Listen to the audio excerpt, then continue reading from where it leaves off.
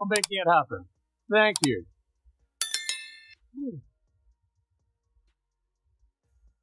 Thank you. My heart goes out to you. Buckle up, because this one's a ride.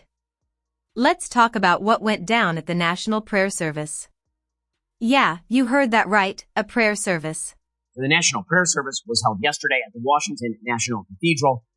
It's an invite-only event, but it's pretty big. It's 4,000 people show. It sounds like it should be calm, respectful, and, dare I say, nonpartisan. But nope, not when the woke brigade gets involved.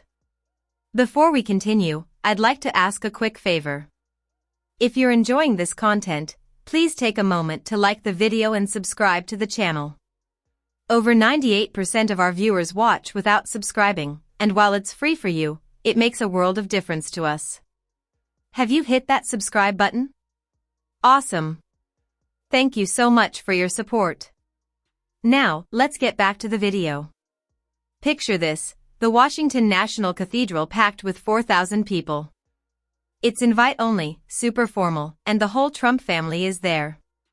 Vice President Mike Pence and his crew showed up too. The event had all the makings of a dignified interfaith gathering, but as we've seen time and time again, some people just can't resist turning these moments into their personal soapboxes. Enter Marianne Buddy, an Episcopal bishop who's apparently determined to bring her woke agenda to the pulpit. And she gets up in front of President Trump and Vice President Vance, and she proceeds to spew a diatribe of woke mind nonsense that has nothing whatsoever to do with the Bible, Christianity, traditionalism, and... I'm all for freedom of speech, but when you step up to address the president, the vice president, and thousands of others at a prayer service, maybe keep it about, prayer, not politics. I ask you to have mercy upon the people in our country who are scared now. There are gay, lesbian, and transgender children in Democratic, Republican, and independent families. Some who fear for their lives. The people who pick our crops and clean our office buildings, who labor in poultry farms and meat packing plants, who wash the dishes after we eat in restaurants and work the night shifts in hospitals, they may not be citizens or have the proper documentation. But the vast majority of immigrants are not criminals. She dove straight into a full-on diatribe about everything from trans kids to immigration. And let me tell you, it was the kind of thing that makes you wonder if she missed the memo on what the Bible actually says. Our God teaches us that we are to be merciful to the stranger, for we were all once strangers in this land. This is ridiculous. It's ridiculous. The notion that you are now citing the biblical injunction to be kind to the stranger to suggest we cannot have a border as a country is asinine. The suggestion that the Bible mandates that President Trump allow the mutilation and hormonal sterilization of small children on the basis that they think they might be a member of the opposite sex is perverse. Let's break it down. She goes on about how America needs to embrace transgender kids, who she claims are living in fear.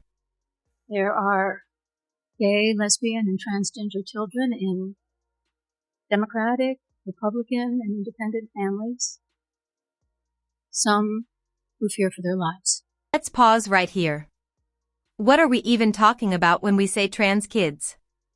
Kids can barely decide what they want for dinner, but according to Marianne, Jesus would totally support radical gender ideology and open borders. Yeah, sure.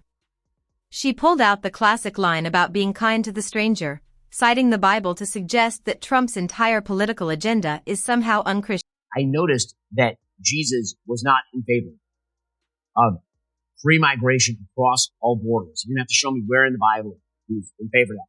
And I certainly know that Jesus was not in favor of the idea that boys and girls are the same and are interchangeable and boys can become girls. Where in the Bible does Jesus call for dismantling national borders or supporting the hormonal sterilization of kids? Spoiler alert, you won't find it. 7.